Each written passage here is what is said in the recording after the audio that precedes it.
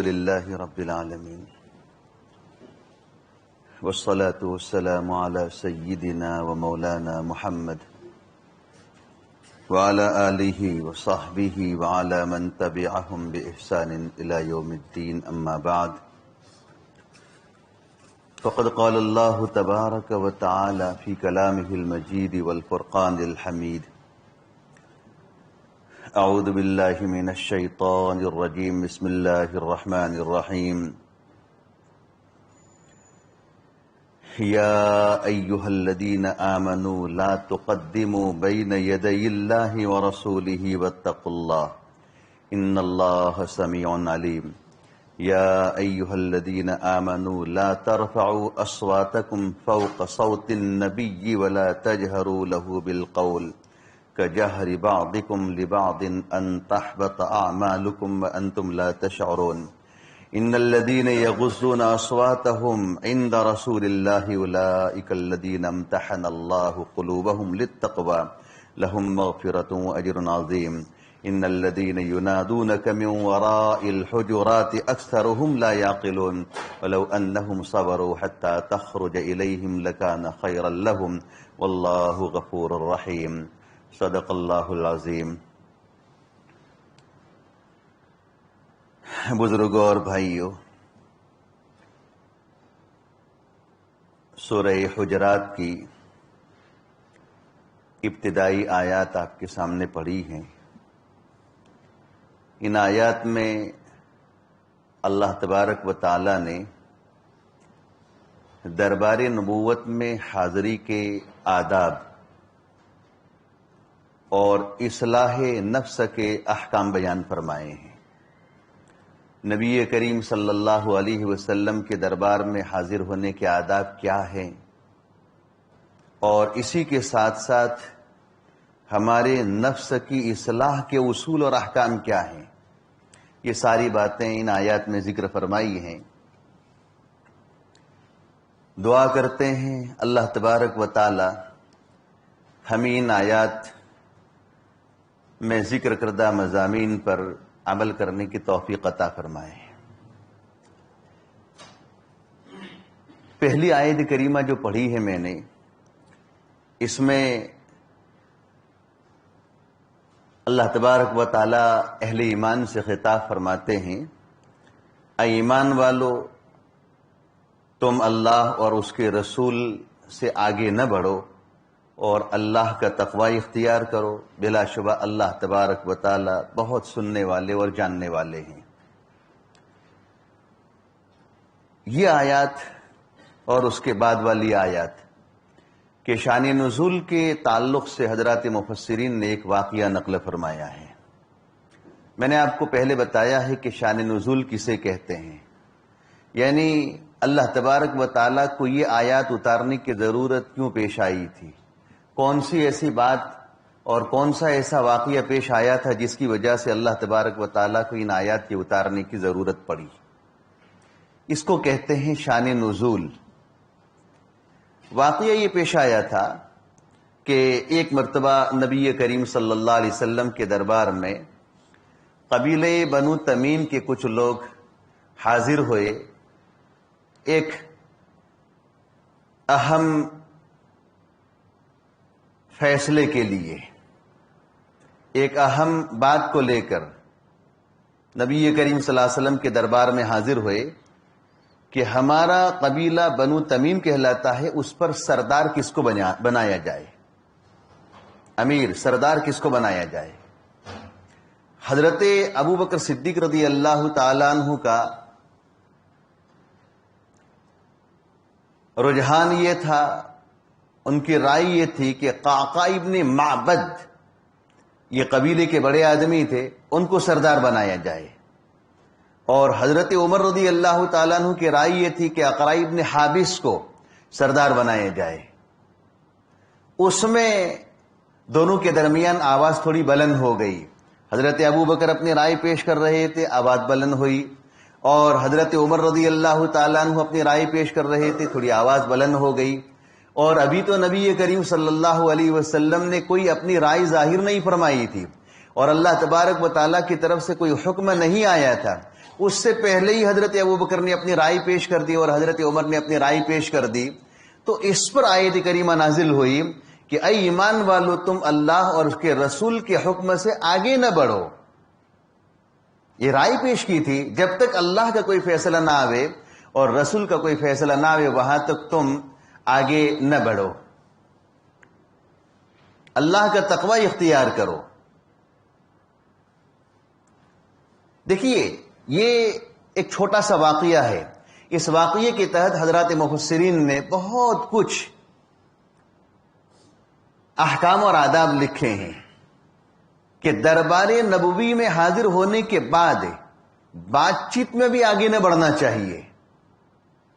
دربار نبوی میں حاضر ہونے کے بعد بات چیت میں بھی آگے نہ بڑھنا چاہیے، جب تک کہ نبی کریم صلی اللہ علیہ وسلم کی طرف سے کوئی بات نہ ہو وہاں تک کسی کو آگے نہ بڑھنا چاہیے۔ اسی طریقے سے عمل میں بھی آگے نہ بڑھنا چاہیے، فعل میں بھی آگے نہ بڑھنا چاہیے، کام میں بھی آگے نہ بڑھنا چاہیے، یہاں تک کہ حضرات مفسرین نے لکھا ہے کہ نبی کریم صلی اللہ علیہ وسلم کی احادیث جب پڑھی جا رہی ہو تو اس وقت بھی اپنی آواز کو بلند نہ کرنا چاہیے۔ احادیث پڑھی جا رہی ہو اس وقت بھی اپنی آواز بلند نہ کرنی چاہیے۔ حضرات علماء نے لکھا ہے کہ یہ صرف بات چیت کرنے اور عمل کے تعلق سے نہیں حکم ہے، بلکہ دربار نبوی میں حاضر ہونے کے بعد ساری چیزوں کے آداب کی رعایت ضروری ہے۔ دربار نبوی میں حاضر ہونے کے بعد ساری چیزوں کے آداب کی رعایت ضروری ہے، بات میں بھی آگے نہ بڑھے، عمل میں بھی نہ آگے بڑھے، یہاں تک کہ چلنے میں آگے نہ بڑھے، کھانے کی مجلس لگی ہوئی ہو تو کھانے میں بھی نبی سے پہلے نہ بیٹھ جاوے۔ ساری چیزوں کا آداب، ساری چیزوں کا لحاظ کرنا ضروری ہے۔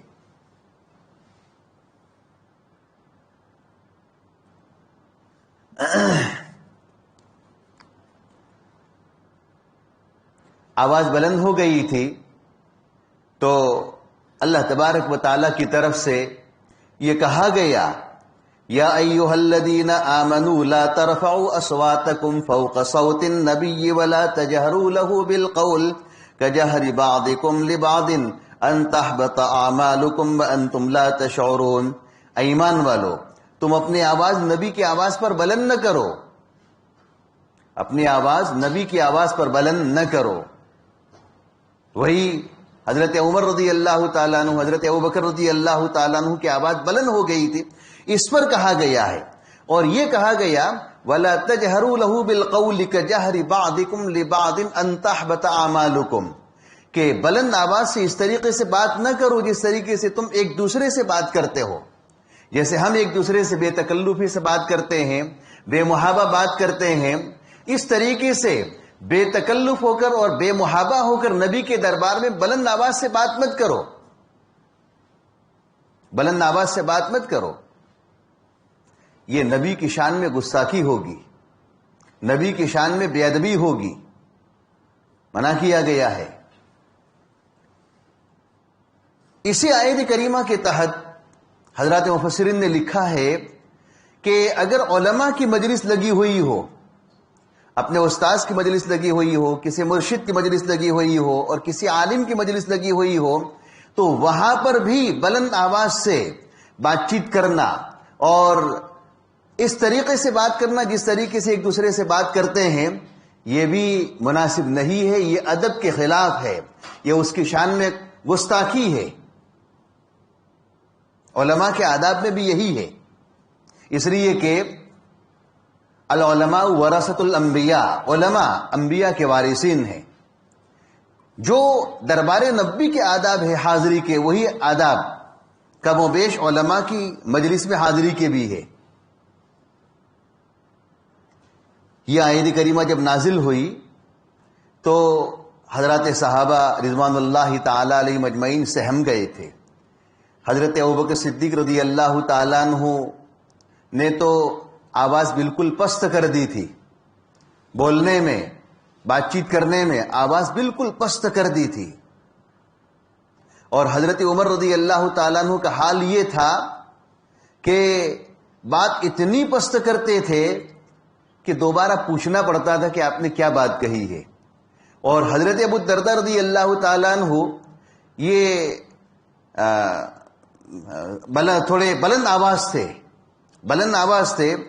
آیت کریمہ نازل ہوئی تو نبی کریم صلی اللہ علیہ وسلم کے دربار میں حاضر ہوئے اور آ کر عرض کیا روتے ہوئے کہ اللہ کے رسول میری تو آواز فطری طور پر بلند ہے اور نہ چاہتے ہوئے بھی میری آواز بلند ہو جاتی ہے. روتے ہوئے انہوں نے نبی کریم صلی اللہ علیہ وسلم سے معذرت پیش کی.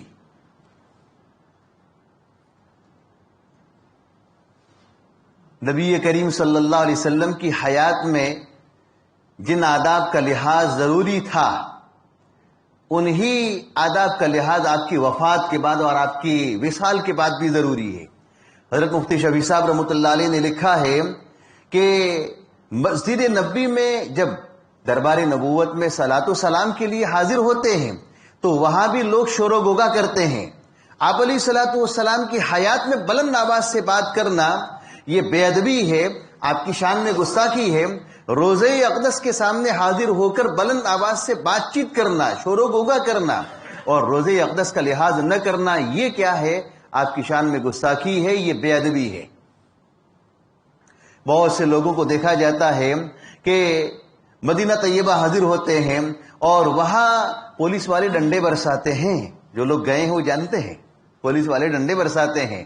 عمرے کے لیے، حج کے لیے جو گئے وہ جانتے ہیں، اس لیے کہ وہاں لوگ اتنا شور کرتے ہیں، اتنا غوغا کرتے ہیں کہ بس بات مت پوچھو. تو حضور اکرم صلی اللہ علیہ وسلم کے روضہ اقدس پر جو شور و غوغا کرتے ہیں یہ بھی ادب کے خلاف ہے.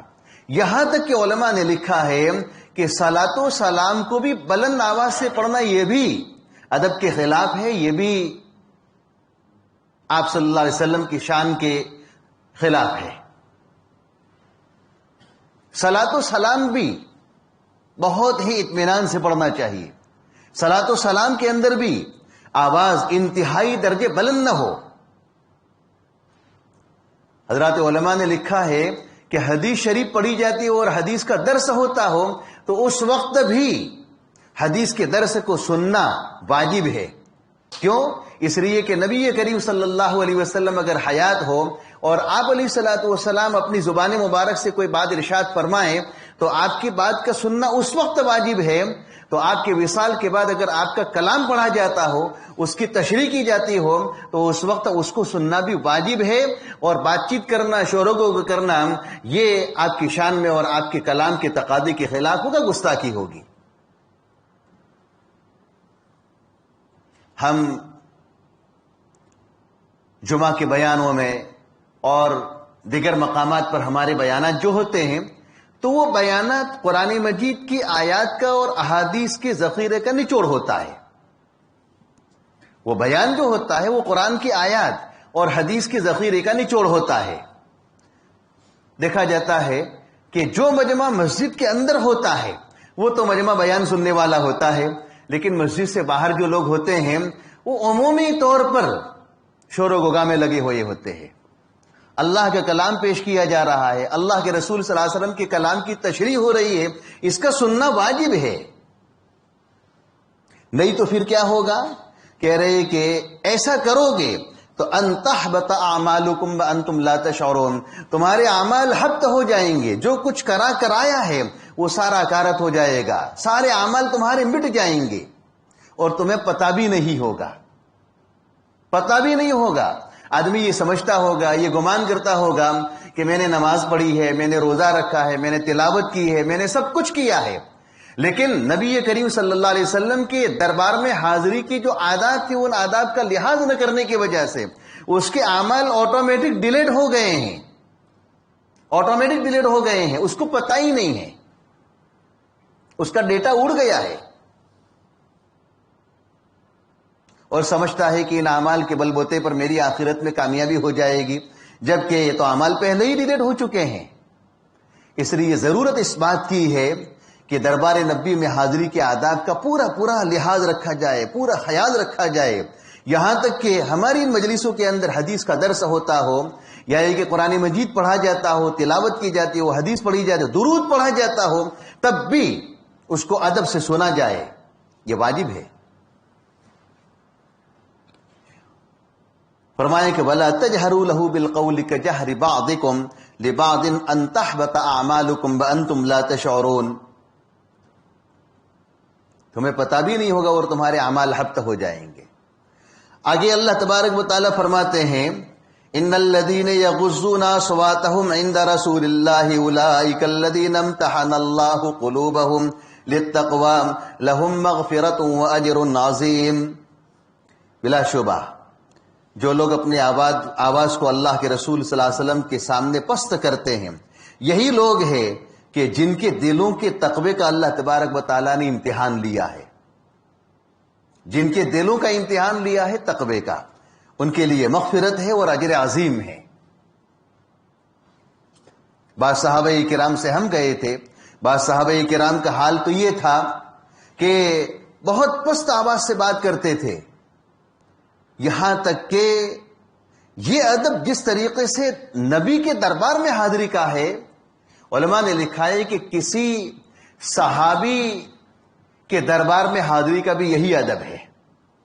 کسی صحابی کے دربار میں بھی حاضری کا یہی ادب ہے.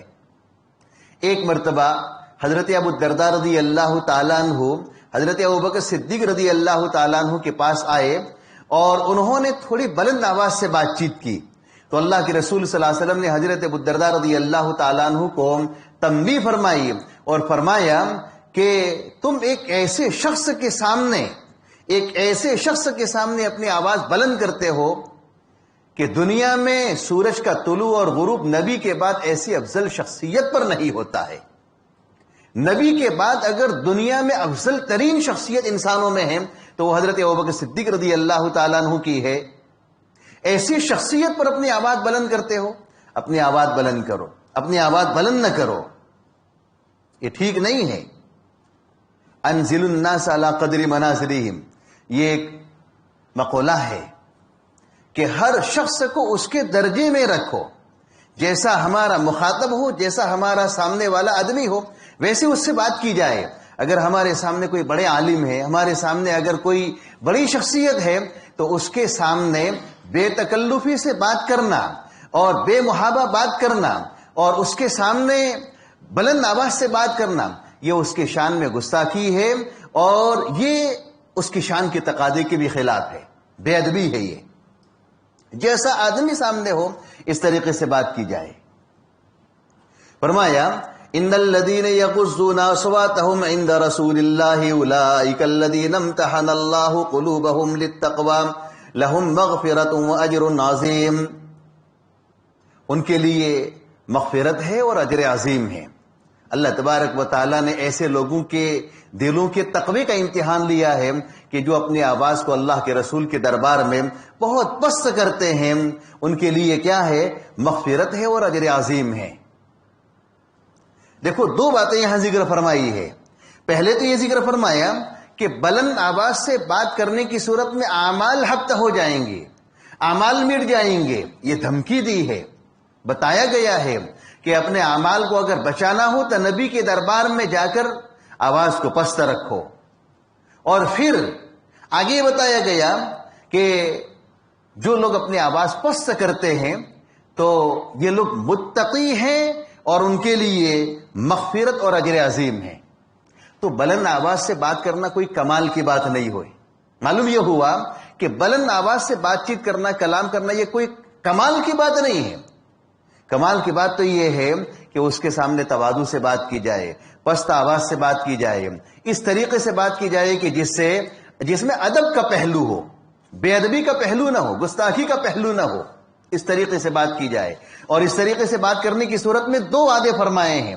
ایک تو وعدہ یہ ہے کہ مغفرت ہوگی اور دوسرا وعدہ کیا ہے؟ اجر عظیم. بہت بڑا اجر ملے گا اس کو, اجر عظیم ہے یہ. آگے میں نے آپ کو پہلے ہی بتایا کہ دربار نبوت میں حاضری کے آداب ذکر کیے جا رہے ہیں اور اسی میں ہمارے نفس کی اصلاح بھی چھپی ہوئی ہے. اصلاح نفس کے اصول, احکام اور آداب بھی چھپے ہوئے ہیں. آگے اللہ تبارک و تعالیٰ فرماتے ہیں ان الذين ينادونك من وراء الحجرات اکثرهم لا يعقلون.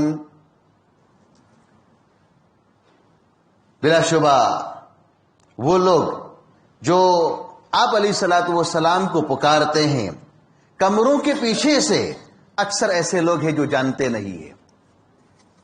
وہی قبیلہ یہ بنی تمیم کے لوگ نبی کریم صلی اللہ علیہ وسلم کے دربار میں حاضر ہوئے تھے، دوپہر کا وقت تھا، آپ علیہ الصلوۃ والسلام کسی حجرے میں تھے، ازواج مطہرات میں سے کسی زوجہ کے حجرے میں تھے۔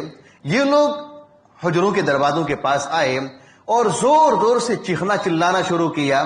عربی زبان میں انہوں نے چیخنا چلانا شروع کیا کہ اخرج یا محمد الینا، اخرج یا محمد الینا، اے محمد ہمارے پاس نکلو، اے محمد ہمارے پاس نکلو۔ اس طریقے سے انہوں نے چیخنا چلانا شروع کر دیا۔ تو ان کے بارے میں کہا جا رہا ہے کہ بلا شبہ وہ لوگ کہ جو کمروں کے پیچھے سے، حجرات کے پیچھے سے آپ کو پکارتے ہیں، اکثر ایسے لوگ ہیں جو جانتے نہیں ہیں۔ یہ دیہات کے رہنے والے لوگ تھے۔ دیکھیے، اس سے معلوم یہ ہوا کہ جو شخص جان بوجھ کر کرتا ہے ایسی حرکت، نبی کے دربار میں جا کر ایسی حرکت جان بوجھ کر کرتا ہے، کسی عالم کے دربار میں جا کر جان بوجھ کر ایسی حرکت جان بوجھ کر کرتا ہے، تو اس کے لیے تو دھمکی ہے۔ لیکن جو بیچارہ انجان ہے، دیہات سے آیا ہے، نبی کے دربار میں حاضری کے آداب کیا ہے، اور کسی عالم کے دربار میں اور اپنے پیر و مرشد کے دربار میں حاضری کے آداب کیا ہے، وہ جانتا ہی نہیں ہے، بالکل نہیں جانتا ہے، اور اس نے انجانے میں ایسا کہا ہے، تو اس کے لیے کوئی وعید نہیں ہے۔ قرآن مجید یہ کہہ رہا ہے کہ اکثر لوگ ایسے ہیں جو جانتے نہیں ہیں، لیکن اس کا مطلب یہ بھی نہیں ہے کہ آداب سیکھنے کی محنت اور کوشش نہ کی جائے، اس کا مطلب یہ بھی نہیں ہے، بلکہ آداب سیکھنے کی، دربار نبوی میں حاضری کے آداب اور علماء سے ملنے کے آداب سیکھے جائے، بڑے آدمی سے ملنے کے آداب، بات چیت کا اصول، بات چیت کا طریقہ کیا ہے، وہ سب سیکھا جائے۔ قرآن مجید نے یہ کہہ دیا کہ اکثر ایسے لوگ ہیں جو جانتے نہیں ہیں۔ انہوں نے یہ کہا تھا کہ اخرج الینا یا محمد، اخرج الینا یا محمد، اے محمد ہمارے پاس نکلو، ہمارے پاس نکلو۔ قرآن مجید کی فوراً آیت کریمہ نازل ہوئی کہ جو لوگ کمروں کے پیچھے آپ کو پکارتے ہیں وہ ایسے لوگ ہیں کہ جو اکثر جانتے نہیں ہیں۔ دل پر لینے کی بات نہیں ہے، اکثر لوگ ایسے ہیں جو جانتے نہیں ہیں۔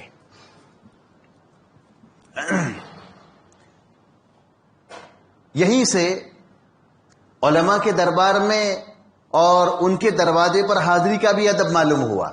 حضرت مفتی شفیع صاحب رحمۃ اللہ علیہ نے لکھا ہے کہ اگر کوئی شخص کسی عالم اور اپنے پیر و مرشد کے دربار میں ان کے دروازے پر اپنا کوئی کام لے کر گیا ہے اور دروازہ بند ہے، باہر کوئی ہے نہیں، تو انتظار میں تھوڑا بیٹھا رہے، انتظار میں بیٹھا رہے، دروازہ نہ کھٹکھٹائے، دروازے کو ٹھوکے نہ، اور زور زور سے باہر سے نہ پکارے، یہ ادب کے خلاف ہے۔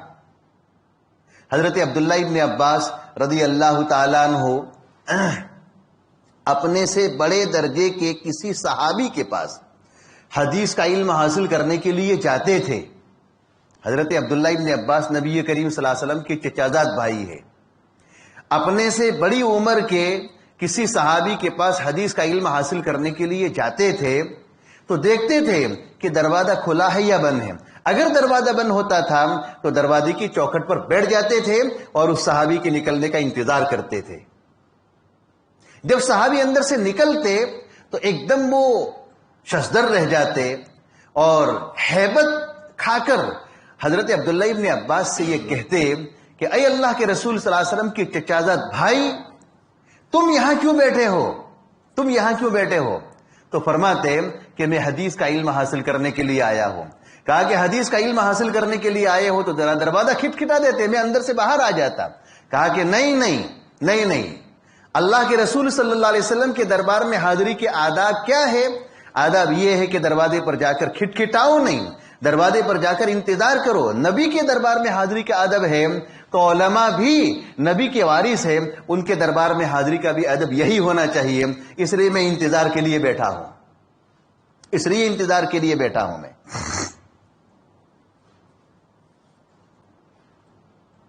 تو ذکر ہی کر رہا تھا کہ کسی عالم کے دربار میں اپنے پیر و مرشد کے دروازے پر جانے کے بعد ٹھوکے نہیں دروازہ، بلکہ تھوڑا انتظار کرے۔ انتظار کرنے کی صورت میں آپ کی محبت ان کے دل میں بیٹھے گی، کہ کتنا باادب ہے، آپ کی محبت ان کے دل میں بیٹھے گی، اور چیخنا چلانا شروع کرو گے، دروازہ ٹھوکو گے، بیچارے اندر آرام میں ہوں گے، مطالعے میں ہوں گے، اپنے کسی اہم کام میں مصروف ہوں گے، نکلنا پڑے گا، اور آپ کو دیکھ کر ایک دم ان کے دل کے اندر کدورت پیدا ہوگی، اور استاد سے اور اپنے پیر و مرشد سے جو نفع حاصل ہونا چاہیے، آپ کو جو فائدہ پہنچنا چاہیے وہ فائدہ نہیں پہنچے گا۔ اس لیے کہ علماء نے لکھا ہے کہ استاذ کی ناراضگی اور پیر و مرشد کی ناراضگی یہ طالب علم کے لیے، استاذ کی ناراضگی طالب علم کے لیے، اور پیر و مرشد کی ناراضگی اپنے جو ہے وہ اپنے مسترشد کے لیے کیا ہے، اس کے لیے کبھی نقصان کا باعث بھی بنتی ہے، اور کبھی ایسا ہوتا ہے کہ اس کی ذات سے جو پہنچنے والا فائدہ ہوتا ہے وہ پہنچنے والا فائدہ بھی رک جاتا ہے۔